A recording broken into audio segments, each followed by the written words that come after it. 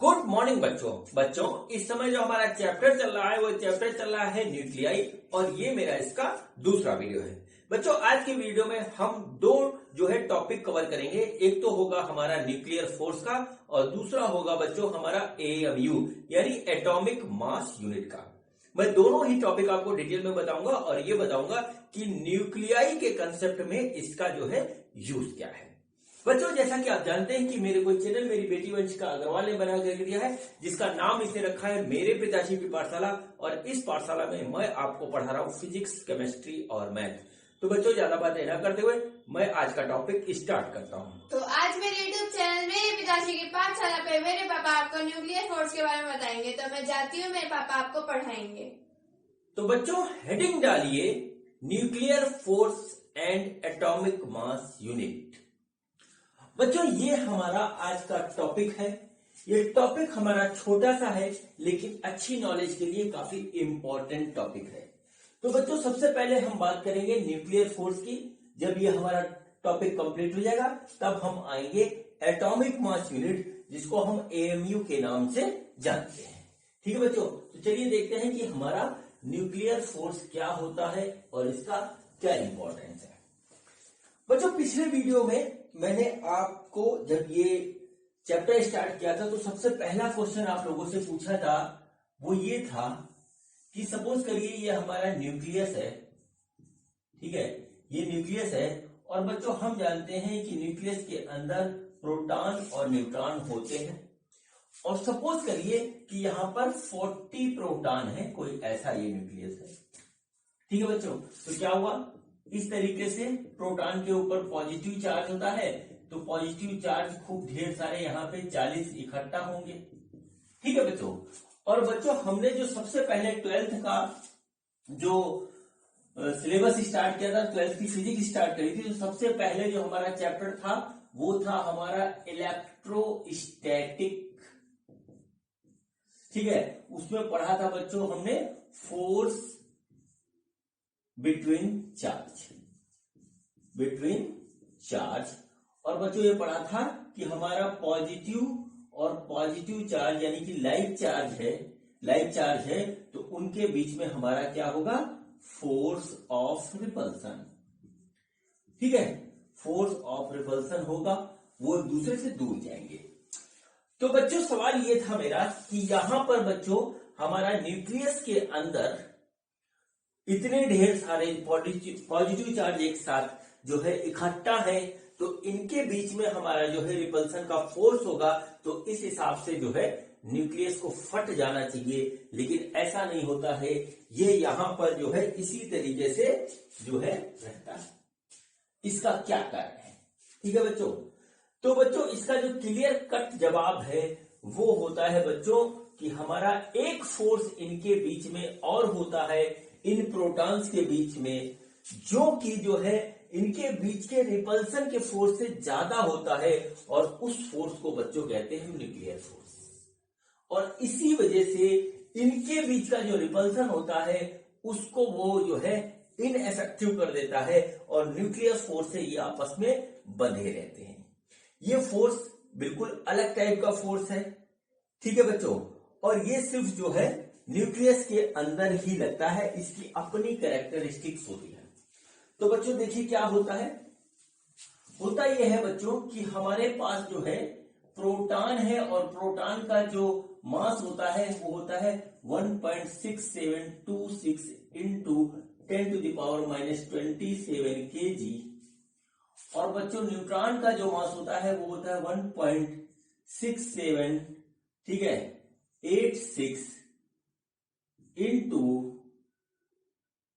10⁻⁻27 kg। इस तरीके से बच्चों हमारे पास जो है यहाँ पर प्रोटॉन और न्यूट्रॉन का मास होता है और बच्चों जो यहाँ पर तीन तरीके के फोर्स जो है ये प्रोटॉन और न्यूट्रॉन फील करते हैं। ठीक है बच्चों, कौन कौन से तीन तरीके के फोर्स? नंबर 1 फोर्स बच्चों जो ये फील करते हैं वो करते हैं ग्रेविटेशनल फोर्स। ठीक है, ग्रेविटेशनल फोर्स जो कि होता है हमारा mg। ठीक है बच्चों, अब बच्चों न्यूट्रॉन पे तो कोई चार्ज होता नहीं है इसलिए जो है इलेक्ट्रोस्टैटिक फोर्स ये नहीं फील करेगा, लेकिन प्रोटॉन बच्चों हमारे पास एक फोर्स फील करता है, वो बच्चों होता है इलेक्ट्रोस्टैटिक ठीक है, फोर्स ऑफ रिपल्सन।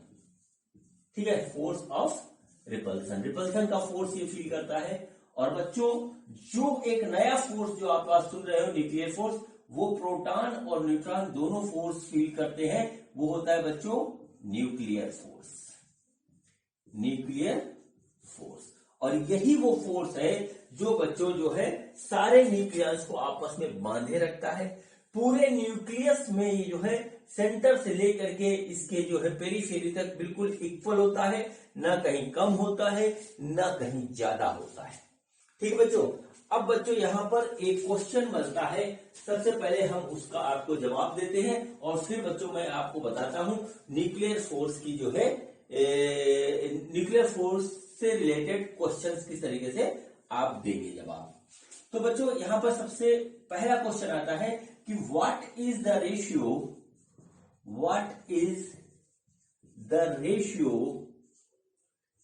ऑफ, ठीक है, ratio of gravitational force, electrostatic force and nuclear force among the nucleons.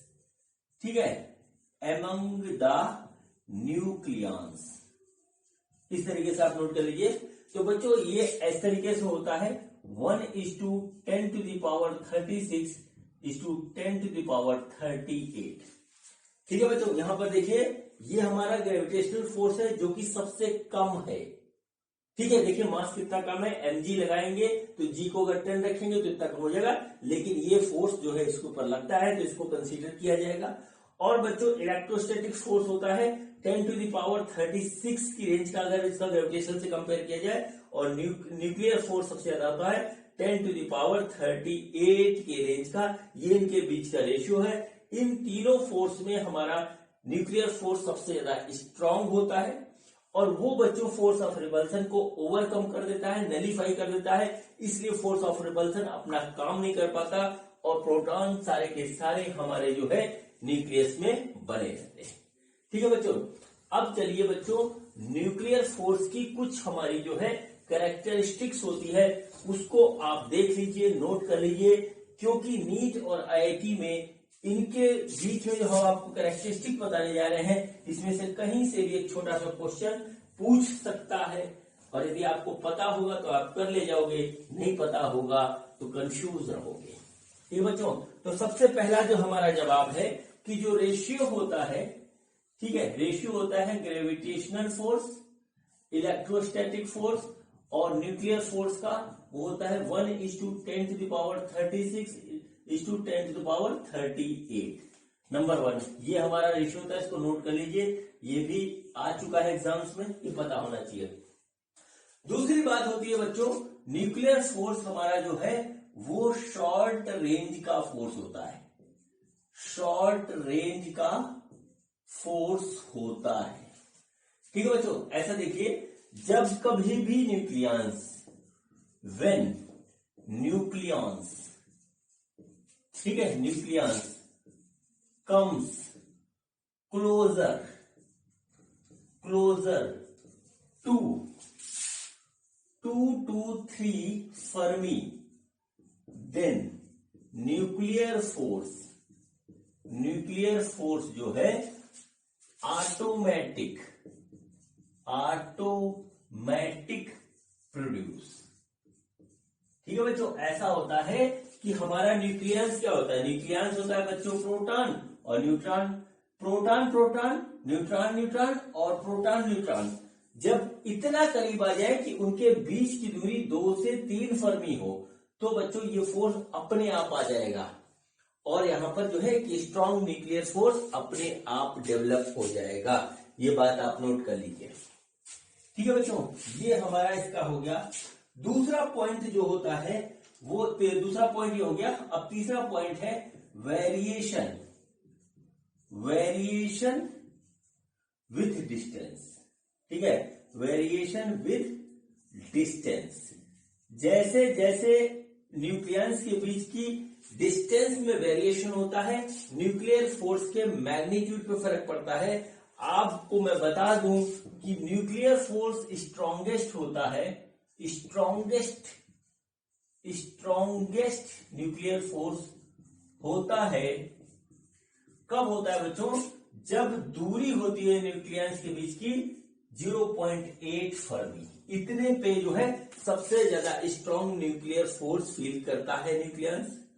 और बच्चों जब हमारा डिस्टेंस जो है वो ग्रेटर देन हो जाता है, या समझ लीजिए ग्रेटर देन इक्वल टू हो जाता है 4 फर्मी, ठीक है, then nuclear force becomes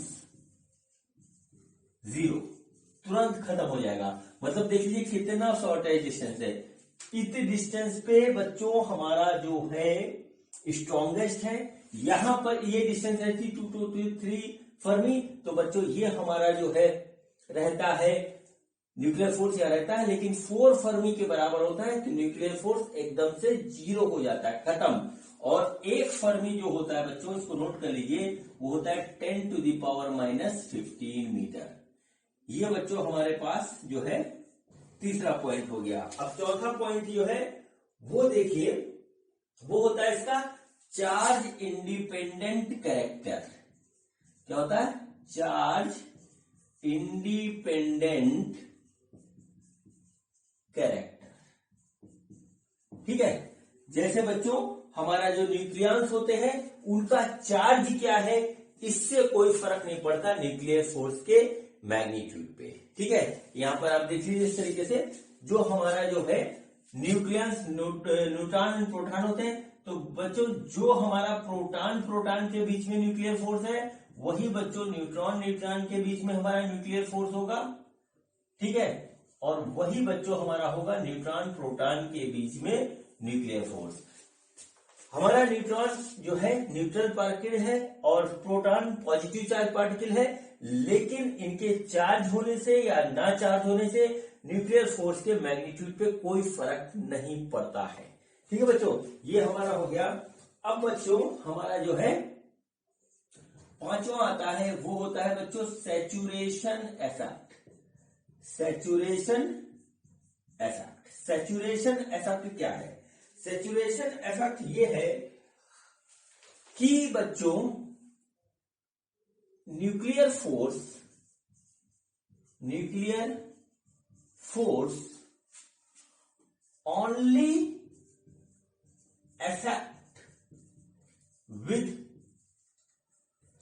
only affect its neighborhood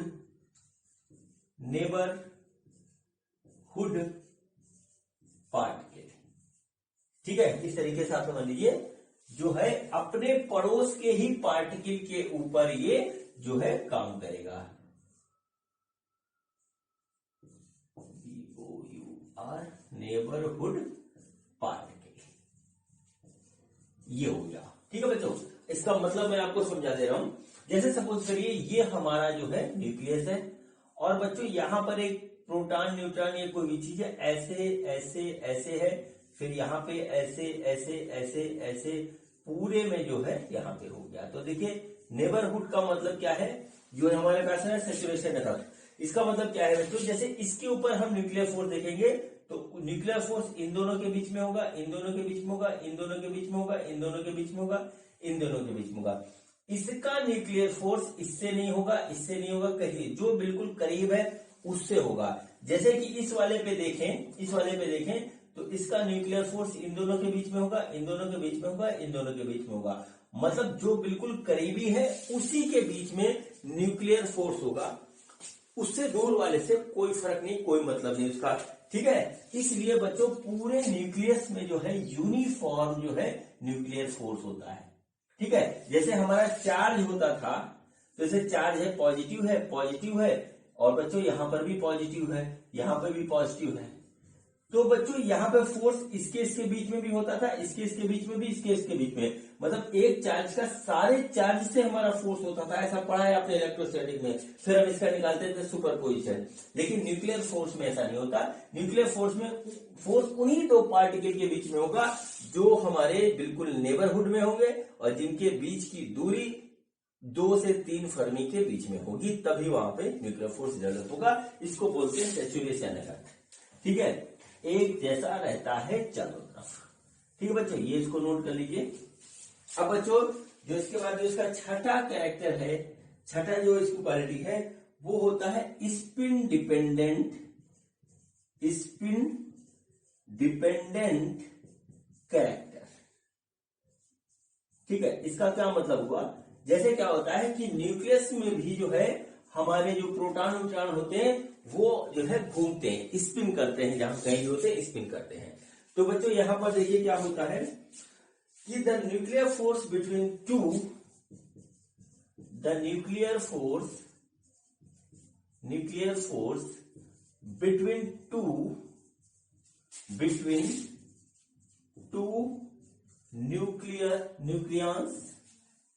nucleons having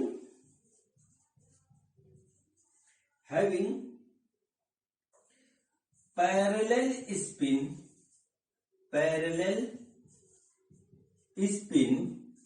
stronger than anti-parallel spin। ये बच्चों इस तरीके से आप नोट कर लीजिए। और फिर इसके बाद जो है हम जो है छठा जो है लिखते हैं इसका पॉइंट। ठीक है, तो बच्चों यहां पर जो है इस तरीके से ये आ गया कि स्पिन डिपेंडेंट कैरेक्टर होता है। मतलब क्या हुआ कि सपोज करिए दो न्यूक्लियॉन्स हैं ये और ये एक ही डायरेक्शन में घूम रहे हैं, तो बच्चों इनके बीच का जो है फोर्स स्ट्रांग होगा इस तरीके से अगर घूम रहे हैं। और बच्चों दो न्यूक्लियॉन्स है, एक इधर घूम रहा है और एक इधर जा रहा है, तो इसकी कंपैरिजन में जो है इसके बीच में वीक होगा, इसके बीच में स्ट्रांग न्यूक्लियर फोर्स होगा। ठीक है बच्चों, और बच्चों इसके बाद एक सातवां कैरेक्टर है, उसको नोट कर लीजिए। सातवीं जो है इसकी कैरेक्टरिस्टिक है वो है बच्चों हमारा, इसको जो है कहा जाता है एक्सचेंज फोर्स है, एक्सचेंज फोर्स। इसका मतलब है बच्चों इन 1935 a Japanese physicist, ठीक है, suggested that nuclear force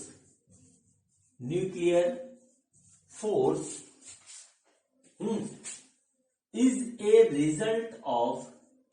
a result of continuous exchange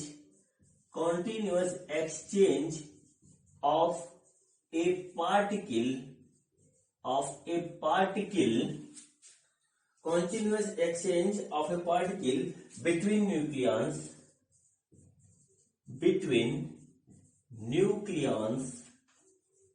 ठीक है, between nucleons called मेसन। ठीक है बच्चों, ये जो साइंटिस्ट थे जापान के, उनका नाम था बच्चों हमारे पास ई युकावा। ठीक है, इनका नाम था, नहीं ई नहीं है, एच है, एच युकावा। ठीक है, एक साइंटिस्ट हुए थे जापान के और वो भी न्यूक्लियस पे काम कर रहे थे बच्चों।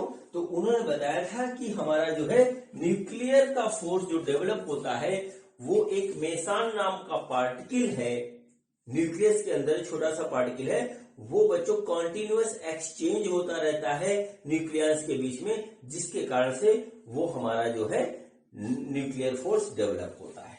ठीक है बच्चों, इतनी सी बात यहाँ पर है। और बच्चों एक पॉइंट इसमें और है कि ये जो है ये नॉन सेंट्रल फोर्स है। क्या है, यहाँ पे नोट कर लीजिए, ये एक नॉन सेंट्रल फोर्स है। सेंट्रल फोर्स का क्या मतलब है, यहाँ पे देखिए, जैसे सपोज करिए ये है तो यहां से इसके सेंटर को मिलाने वाली लाइन के बीच में जो फोर्स होता है उसको हम सेंट्रल फोर्स कहते हैं। तो बच्चों न्यूक्लियर फोर्स में ऐसा कोई भी बात नहीं होती, वो इसके चारों तरफ बराबर रहता है, सेंट्रल फोर्स नहीं है, ये एक नॉन सेंट्रल फोर्स है। तो बच्चों ये इतनी बातें हैं जो न्यूक्लियर फोर्स से रिलेटेड है, और न्यूक्लियर फोर्स के कारण ही हमारा जो है न्यूक्लियस स्टेबल रहता है, और ये बच्चों प्रोटॉन्स के बीच में लगने वाले जो है रिपल्सन के फोर्स को ओवरकम कर लेता है और न्यूक्लियस हमारा स्टेबल हो जाता है। ठीक है बच्चों, तो ये बच्चों हमारी न्यूक्लियर फोर्स के बारे में बात जो है कंप्लीट हुई। अब बच्चों आते हैं हम अगले बात पे, अगली टॉपिक पे, जिसका नाम है हमारा एटॉमिक मास यूनिट। क्या है? एटॉमिक मास यूनिट, जिसको हम AMU के नाम से जानते हैं। ठीक है बच्चों, तो अब आप हेडिंग डाल लीजिए एटॉमिक मास यूनिट, और देखते हैं हम कि एटॉमिक मास यूनिट क्या होता है। और बच्चों ये AMU के नाम से जाना जाता है, और ये पूरा एंड तक आपके काम आएगा। तो बच्चों अब जो है आप हेडिंग डाल लीजिए एटॉमिक मास यूनिट, और इसको बच्चों हम जानते हैं AMU के नाम से। ठीक है बच्चों, बच्चों जब हम पढ़ते हैं जो है माइक्रोस्कोपिक ऑब्जेक्ट के बारे में, या हम कहें कि हमारा जो है क्वांटम पार्टिकल के बारे में, तो बच्चों यहां पर जो है बहुत ही छोटे छोटे पार्टिकल होते हैं, तो उनका मास बहुत ही छोटा छोटा होता है। ठीक है बच्चों, तो इसका जो है एक ही स्केल पे लाने के लिए, और बच्चों जो है इसको इजीली कहने के लिए एक यूनिट निकाली गई, जिसको हम जानते हैं एटॉमिक मास यूनिट के नाम से। ठीक है बच्चों, छोटे पार्टिकल को हम AMU से जो है डिनोट करते हैं। तो बच्चों यहां पर देखिए it is defined, AMU define कैसे किया गया है, वो क्या है, 1 AMU is defined as 1/12, ठीक है, 1/12 पार्ट ऑफ कार्बन 12 एटम। ठीक है, या हम कह सकते हैं mass of 1/12 mass of carbon 12 atom. ये बच्चों इसकी सिंपल सी डिफिनीशन है। अब देखिए इसका रिजल्ट क्या निकलता है वो मैं आपको दिखाता हूं कि मास ऑफ कार्बन 12 एटम जो होता है वो बच्चों होता है हमारा 1.992678 इंटू 10⁻⁻26 kg, इतना हल्का होता है। इसको बड़ी मेहनत से निकाला गया, और कार्बन 12 जो डिसाइड किया गया इसके पीछे भी एक पूरा लॉजिक है। ठीक है, हम उसमें नहीं जाना है। ठीक है, इतना होता है। तो बच्चों 1 AMU क्या हुआ डेफिनेशन के हिसाब से, 1 AMU हुआ 1/12 इंटू 1.992678 इंटू 10⁻⁻26 kg, इसको ऐसे नोट कर लीजिए। और इसकी जो वैल्यू आई वो आई 1.660565 इंटू 10⁻⁻27 kg। तो 1 AMU की जो वैल्यू हुई वो बच्चों इतनी हुई। और बच्चों ये भी एग्जाम में आ जाता है। ठीक है, ये भी एग्जाम में आ जाता है कि 1 AMU बराबर कितने केजी होता है। वैसे किसी किसी क्वेश्चन में जो न्यूमेरिकल वाले होते हैं उसमें दिया भी होता है, लेकिन कभी कभी ये भी पूछ लिया जाता है। ठीक है, ध्यान रखेंगे आप इसको। अब बच्चों जो है इसके बेस पे जो है हर एक जो है पार्टिकल का जो है एटम में होते हैं वो जो है मास डिसाइड किया गया। तो सबसे पहले देखिए मास ऑफ इलेक्ट्रॉन जो आया, जो डिसाइड हुआ वो है 0.00055 AMU। इसको इस तरीके से नोट कर लीजिए। तो बच्चों इसको हमें कैलकुलेट करना था केजी में, तो ये आ गया 1.660565 इंटू 10⁻⁻27 kg, इतना हुआ। और बच्चों जब इसको गुणा करेंगे तो हमारा आएगा 9.11 इंटू 10⁻31 kg, ये आया था बच्चों हमारा। ठीक है बच्चों, इसके बाद बच्चों निकाला गया मास ऑफ प्रोटॉन। ठीक है, मास ऑफ प्रोटॉन। तो मास ऑफ प्रोटॉन जो आया वो आया 1.0 AMU इस तरीके से आया। और बच्चों इसको जब केजी में निकाला गया तो 1.0073 इंटू, ठीक है, 1.660565 into 10 to the power -27 kg। और इसकी जो वैल्यू आई बच्चों वो आई 1.6726 into 10 to the power -27 kg। इसको नोट कर लीजिए ऐसे, ठीक है। इतना आया, ये इसका मास आया, ये इसका आया। अब बच्चों हम निकालते हैं मास ऑफ न्यूट्रॉन, ठीक है। ऊपर वाले बिगाड़ रहे हैं, इसको सब आप नोट कर लीजिए, काम आएगा, ठीक। तो अब बच्चों हम निकालते हैं मास ऑफ न्यूट्रॉन। जरा सी बात बची, इसको केवल ध्यान रखना है कहां से आता है, क्योंकि न्यूमेरिकल या क्वेश्चन ये लोग कहीं से भी पूछ लेते हैं, इसलिए मैं बता रहा हूं। तो बच्चों यहां पर नोट करिए आप, मास ऑफ न्यूट्रॉन। और मास ऑफ न्यूट्रॉन जो है बच्चों AMU में आया 1.0086 AMU। बच्चों इसको जब केजी में बदलेंगे तो 1.0086 into 1.660565 into 10 to the power -27 kg। और इसकी वैल्यू आई वही 1.67, ठीक है, 1.6749 into 10 to the power -27 kg। इतना जो आया मास ऑफ न्यूट्रॉन। तो ये हो गया बच्चों मास ऑफ न्यूट्रॉन, ये हो गया बच्चों मास ऑफ इलेक्ट्रॉन, और बच्चों ये आ गया मास ऑफ प्रोटॉन। ऐसे नोट कर लीजिए। अब बच्चों इसी के बेस पे हम लोग निकालते हैं मास ऑफ हाइड्रोजन एटम, ठीक है। यहाँ पे ऐसे लिख लीजिए, ये इसलिए स्पेशली निकालना है क्योंकि हाइड्रोजन एटम के न्यूक्लियस में न्यूट्रॉन नहीं होता। तो यहाँ पे ऐसे नोट कर लीजिए, mass of hydrogen atom. AMU में निकालेंगे हम इसको केवल। तो बच्चों देखिए क्या होता है, mass of proton plus mass of electron. तो मास ऑफ प्रोटॉन बच्चों कितना आया, हमारा मास ऑफ प्रोटॉन आया है AMU में, वो आया है 1.0073 प्लस मास ऑफ इलेक्ट्रॉन कितना है 0.00055। तो बच्चों ये आ जाएगा 1.00785 AMU। इस तरीके से आ गया बच्चों, इसको याद रखिएगा, इससे ज्यादा इसमें कोई भी चीज नहीं है। अब बच्चों जो है यहां पर बच्चों इसको पूरा नोट कर लीजिए। अब जो है यहां पर बच्चों लगता है एक लॉजिक, और वो बच्चों लॉजिक आता है हमारा आइंस्टीन की थ्योरी, ठीक है। आइंस्टीन की थ्योरी से वो लॉजिक आता है। और लॉजिक क्या है बच्चों, जरा सा नोट कर लीजिए, क्योंकि आइंस्टीन साहब ने जो है ये बात बताई कि हमारा E बराबर mc² होता है, यानी कि m मास से जो हमें एनर्जी मिलेगी वो इस रिलेशनशिप से हमारी निकल आएगी, ठीक है बच्चों। तो देखिए क्या हुआ, इसको अप्लाई करेंगे 1 AMU पे। तो 1 AMU बच्चों कितना हुआ 1.660565 into 10 to the power -27 kg। इस तरीके से आया, ठीक है। अब बच्चों इसके ऊपर आइंस्टीन साहब का जो है लगाया गया लॉजिक। तो बच्चों यहां पे बात आई कि 1 AMU से हमको कितनी एनर्जी मिलेगी, बहुत इंपॉर्टेंट फैक्टर है ये।